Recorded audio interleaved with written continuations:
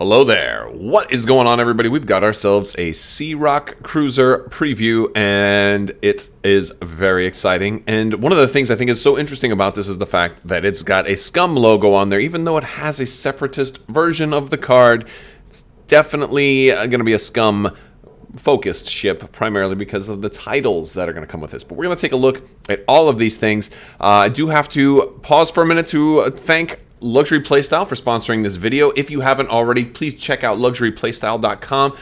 Amazing full metal tokens. These are exquisite tokens. They're the best tokens you can get for X-Wing. They're absolutely fantastic, and you can save 15% by using code Crabbok VIP, and they're really, really beautiful, everybody. I'm telling you, they're wonderful. All right, let's go ahead and talk about the C-ROC cruiser. So now this one has different numbers than some of our other capital ships, our huge ships. It is going to activate at a 7, and it will engage at initiative 1. So it's actually going to engage before some other huge ships, like the Corellian Corvette, for example. It has that primary front weapon of 3. It has 0 agility, 12 hull, 4 shields, and 4 energy, only regenerating 1 shield and energy each turn, unlike the other, like the CR90 preview that we've already got. It does have 2 actions. It can reinforce, it can take a focus, it can target lock, it can do a red coordinate, and it can jam. And it also has overdrive burners.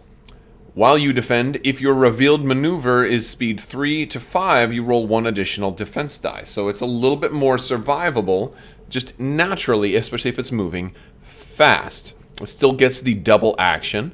And yeah, and this is our Scum version. And we also have a Separatist version, which is exactly the same. But we're not really going to see any Separatist cards for this ship. So it's pretty much going to be, you know, like you can use it and you can use the neutral stuff with the Separatist version. But this kind of further enhances my thought that Separatists, as well as Republic, will probably be getting their own capital ship at some point in the not too distant future. That just makes a lot of sense to me. I think we're going to see that. So we got a couple of upgrades. We're going to look at we've got the ion cannon battery, a 4 attack turret, and again we have no range stopper on here, so you can even roll 5 dice potentially here. Well, no, because you can't attack at range 1, so sorry about that. But still, you're getting 4 attack dice, which is nice. They will get extra defense dice if they're range 3, or even more if they're beyond range 3. So, granted, still 4 dice is pretty good. I'll take it. You're going to equip its face up. Like all of these hard points, they can be blown up and flipped over. This does, of course, give you the turret and the ability to rotate a turret. And you're going to spend an energy, and if it hits, they're going to suffer a critical damage. And then all the extra damage turns into ions. So you can do a lot of nasty ionizing stuff, and this also will work against huge ships. I'm pretty sure they had said, you know, ions will remove energy before it puts that red token on another ship, which is nasty. We've got gunnery specialists using the same artwork that we've seen before in 1.0 and also in Armada for gunnery teams.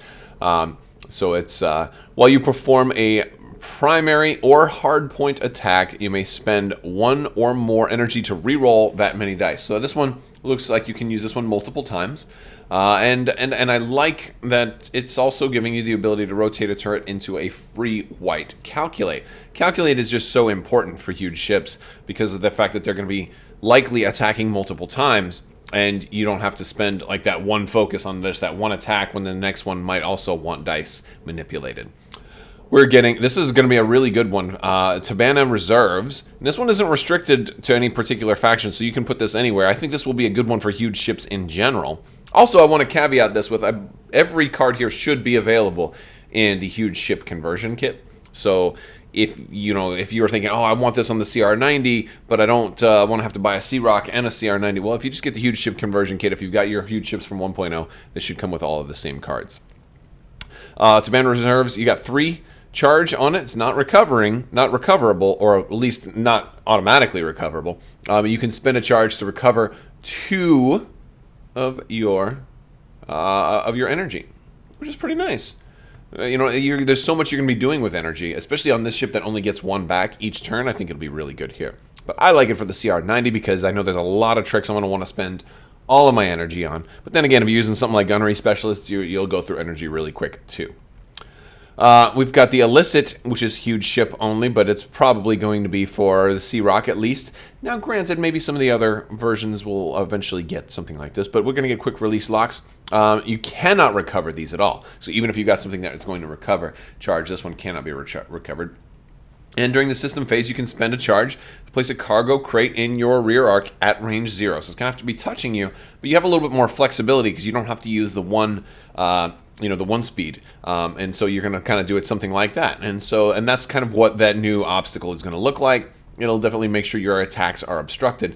And the cool thing about this is if you also have done a fast maneuver, now you're going to be rolling 2 defense dice against them TIE fighters. So now it's going to be 2 versus 2, or maybe 3 versus 2 if they're at range 1. But yeah, so that's a really nice way, another way to enhance the survivability of this ship. Pretty cool.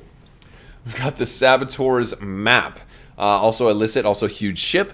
And at the end of setup, you may spend up to 1 charge, so a maximum of 1, from each of your equipped mine upgrades. So you're going to be able to equip multiple mines. Now, they have to be mines. It's not devices. This is an important distinction here. It's not devices. So if you've got, some type of like rigged cargo shooter or something like that, you're not going to be able to drop that with it. So any other devices, if it has to have the mine keyword in it. But basically, you can place each of these in the display area beyond range 2 of each of an enemy ship or another device. So you can kind of mine the beginning of the battlefield a little bit. This one's fun. This is a real fun one. We've got the Scanner Baffler, another illicit for huge ship.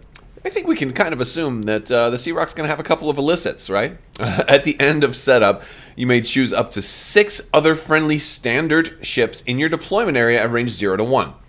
If you do, place those ships anywhere at range 0 to 1. So now you can have your guys start out here, and then oh, boom, they're up there. Very cool.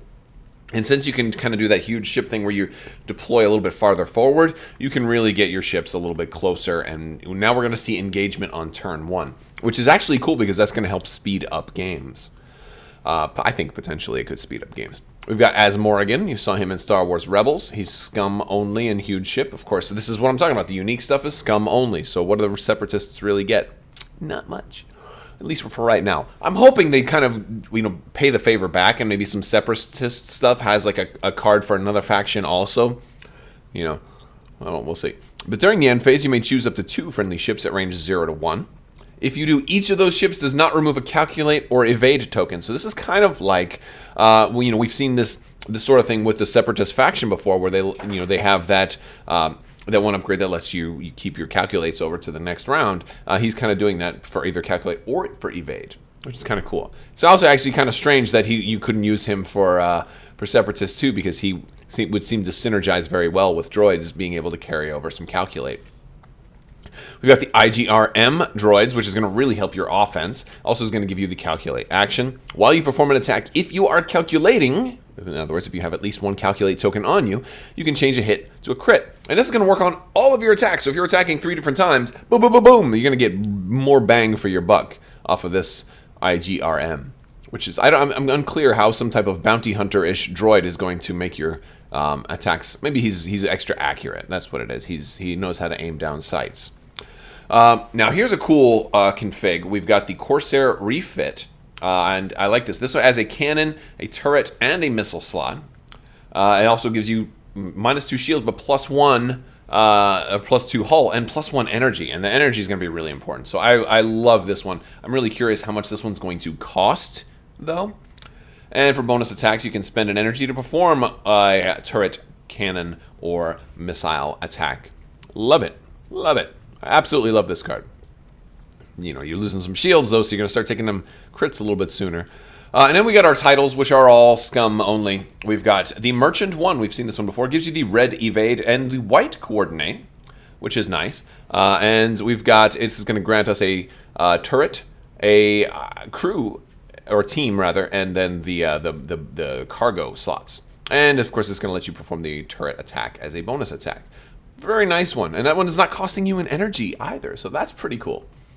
Broken Horn adds a crew and illicit slots. If you are damaged, you can reduce the difficulty of your speed 3 to 5 maneuvers, which is going to factor in directly to your survivability. So once it starts getting damaged, now it's a little bit harder to kill. So it's like you better kill it all in one shot, which you're not going to do that. But so this is a pretty good survivable ship. And then we have the Insatiable Wart. +3 hull, only -1 shield, so net increased in survivability there. But we lose in energy, so maybe this is more of the support title and less of the gunnery title. Maybe less weapons on this one. This adds also the cargo slot, and during the end phase, you may recover an additional energy or I don't know. I don't even know what that symbol is, but shield. That's a shield. That's exactly what it is. So you can recover an extra shield or energy. And that kind of makes up for this a little bit, but you're not going to be able to get as many shots. You can still get like some, consistent shots, but just not as many all at once. So you're not going to be able to get that alpha strike where you're really hitting a whole bunch of stuff. And that's basically all they showed us today. Still due fourth quarter 2019. So hopefully, we're going to get all this stuff real soon. It should be out before Christmas. And tomorrow we've got an Ask Me Anything for X-Wing. So stay tuned to FFG for that. And I will be doing a breakdown. So also stay tuned to me because I'll be bringing you the greatest hits of the Ask Me Anything. What was asked and what was the anything? All right. Also, giveaway going on right now, too. Don't forget, that is running until, I think, early next week. I'll be announcing the winner for the $25 Amazon gift card. If you want to enter that, there's still time left. You just have to be a subscriber and leave a comment letting me know what your favorite huge ship in X-Wing is or what huge ship you want to see show up into the game. All right, guys, that's all I've got for you today. I want to thank you all so much for watching, and as always, have a great day.